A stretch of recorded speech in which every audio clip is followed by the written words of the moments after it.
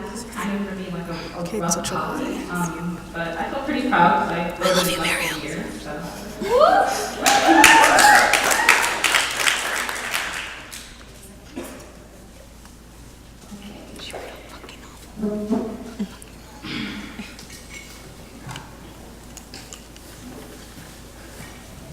Oh, I did not explain this book so well. It's a post-apocalyptic novel about a girl who wakes up with amnesia, and she realizes that a lot of time has passed, and things to her in this world don't make sense. Okay. Matted lashes speckled with stardust waste her eyes were trapped within its encasing. She searched the inner folds of her eyelashes for something, anything, back and forth.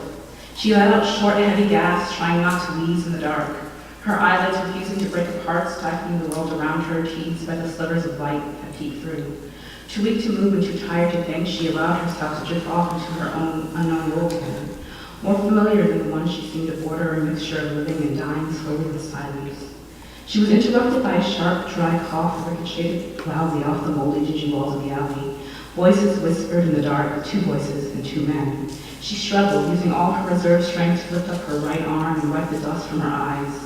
Finally, they cracked, letting in the overwhelming plethora of images. At first, too blurry to make out, she squinted as her eyes adjusted.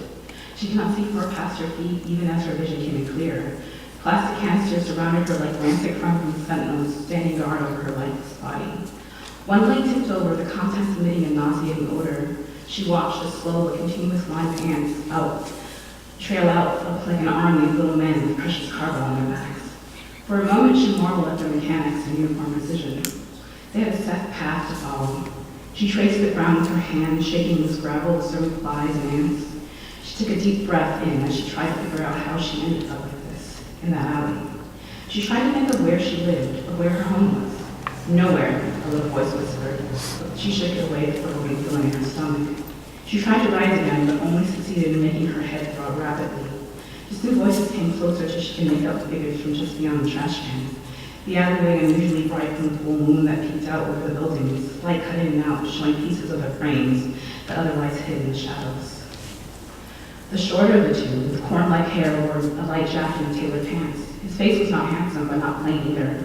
Something about his gold speckled green eyes that shined in the darkness offset his shadow-laden, crooked nose and glistening crossed lips. A delicate baby face and dreary eyes that made it seem like he would collapse into himself at any moment. She wondered if her face looked like that, wide eyes with exceedingly cold depth.